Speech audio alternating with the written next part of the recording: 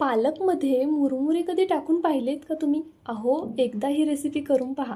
घरातल्या लहान मोठ्या सगळ्यांनाच आवडेल. करायला अतिशय सोपी आणि एकदम नवीन रेसिपी.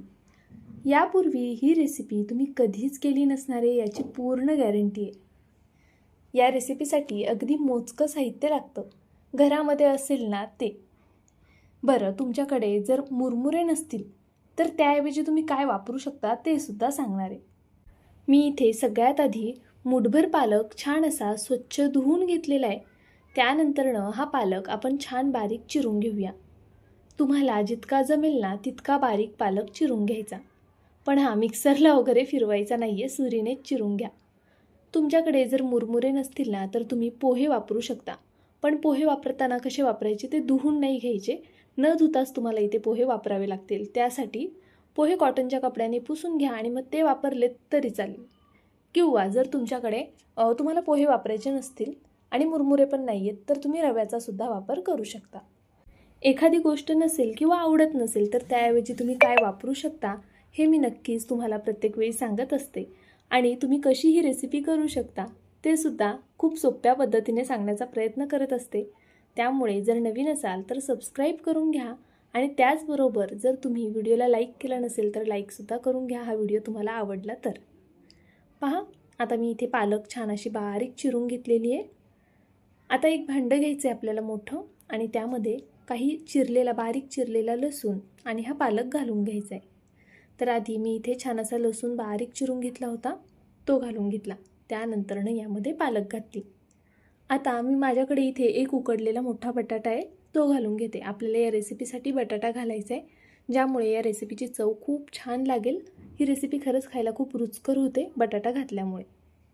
तर पहा, इथे मी एक मोठ्या आकाराचा बटाटा उकडून घेतला होता. आता तो आपण यामध्ये घालून घेऊया. इथे मी बटाटा किसून घेतला आहे, पण तुम्ही हवं असल्यास बटाटा मॅश करून सुद्धा वापरू शकता. पण हाताने कुस्करून घेऊ नका, नाहीतर मग त्याच्या गाठी राहतील. आपल्याला इथे बटाटा आहे ना एकदम मॅश असा हवा आहे.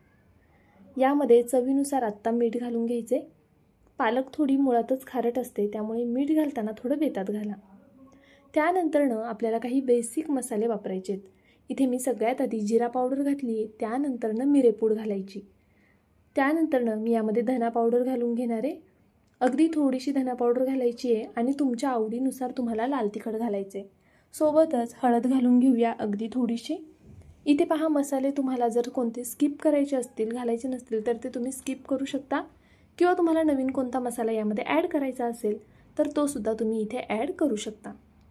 तर आता आपण हे सर्व छान असं हाताने मॅश करून घेऊया. पहा, अगदी या पद्धतीने छान असा आपल्याला ह्याचा गोळा तयार करून घ्यायचा आहे. हे सर्व आधी मॅश करून घ्यायचं. त्यानंतरनं तुम्हाला अंदाज येईल की याला किती प्रमाणामध्ये मुरमुरे लागणार आहेत.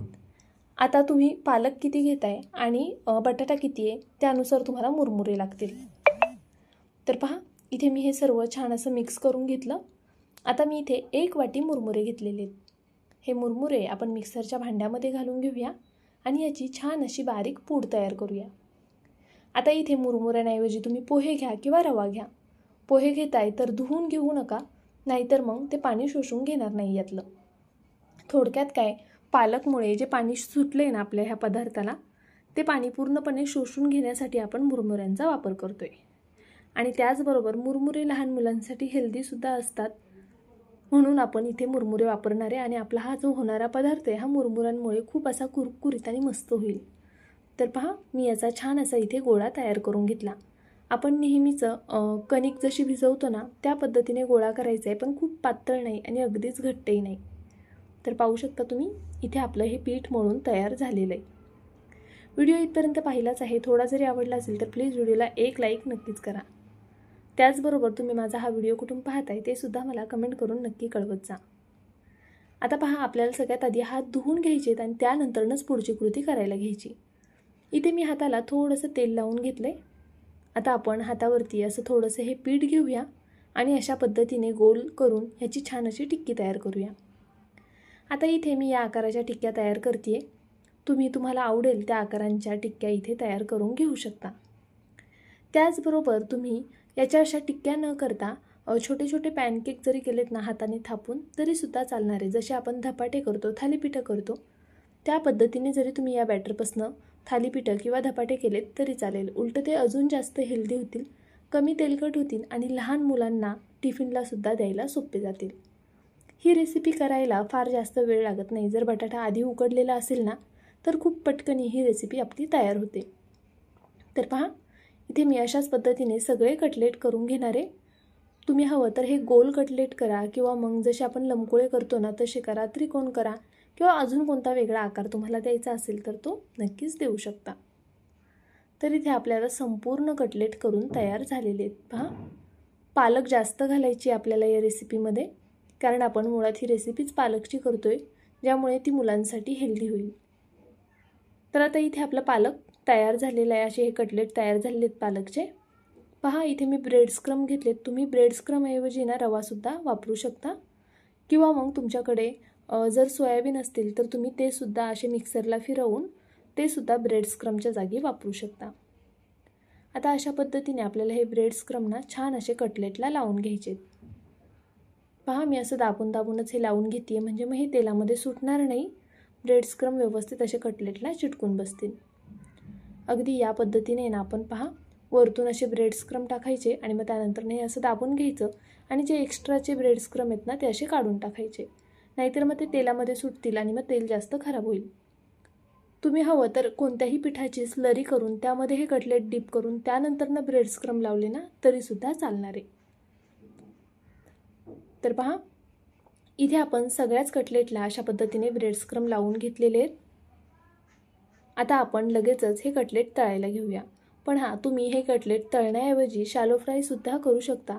अगदी 2 चमचे तेल टाकून हे कटलेट तुम्ही शॅलो फ्राय करून घेतलेत तरीसुद्धा चालू शकतं. मी ते हे डीप फ्राय करणार आहे. तर पहा, असे एक एक करून आपल्याला अलगद हाताने हे कटलेट तेलामध्ये सोडून घ्यायचे. तेल छान असं गरम करून घेतलेलं आहे आणि गरम गरम तेलामध्येच हे कटलेट सोडायचे. जर तेल तापलेलं नसेल आणि हे कटलेट जर तुम्ही तसेच सोडलेत ना तर हे कटलेट खूप जास्त तेल पितील. बरं, हे कटलेट तळत असताना गॅस अजिबात बारीक करायचा नाही आहे. आपल्याला मोठ्या गॅसवरच हे कटलेट तळून घ्यायचे. मोठ्या गॅसवरती कटलेट तळले की मग ते तेल पित नाही आणि छान असे कुरकुरीत होतात. पालक शिजायला फारसा वेळ लागत नाही आणि बटाटा तर आपला शिजलेलाच आहे आणि मुरमुरे तर मुळात कच्चेच खाल्ले जातात. त्यामुळे यामध्ये फक्त पालक शिजवायचं आहे आपल्याला. म्हणून मोठ्या गॅसवरच फक्त रंग बदलेपर्यंत हे कटलेट आपल्याला तळून घ्यायचे. छान असा गोल्डन सोनेरी रंग येईपर्यंत तळून घ्या, म्हणजे मग त्याची वरची जी लेअर आहे ती व्यवस्थित कुरकुरीत होते आणि आतमधून थोडेसे सॉफ्ट असे हे कटलेट तयार होतात. पहा, किती छान रंग आला आहे ना. अशाच पद्धतीने आपल्याला हे कटलेट तळायचे आहेत अगदी मोठ्या गॅसवर. तुम्हाला हा व्हिडिओ कसा वाटतोय, ही रेसिपी कशी वाटते मला कमेंट करून नक्कीच कळवत जा. त्याचबरोबर तुम्ही व्हिडिओ कुठून पाहतात ना ते सुद्धा कळवत जा. आता बऱ्याचदा काय होतं, प्रत्येक कमेंटचा रिप्लाय द्यायला पॉसिबल होत नाही, पण मी सगळ्या कमेंट वाचण्याचा प्रयत्न करत असते आणि जमेल तेवढ्यांना रिप्लायसुद्धा देण्याचा प्रयत्न करत असते. तर इथे पाहू शकता तुम्ही आपले कटलेट बनवून तयार झालेले आहेत. खायला खरंच खूप रुचकर लागतात. बरं, आपलं अजून एक चॅनल आहे कुक विथ पूजा सांडभोर म्हणून.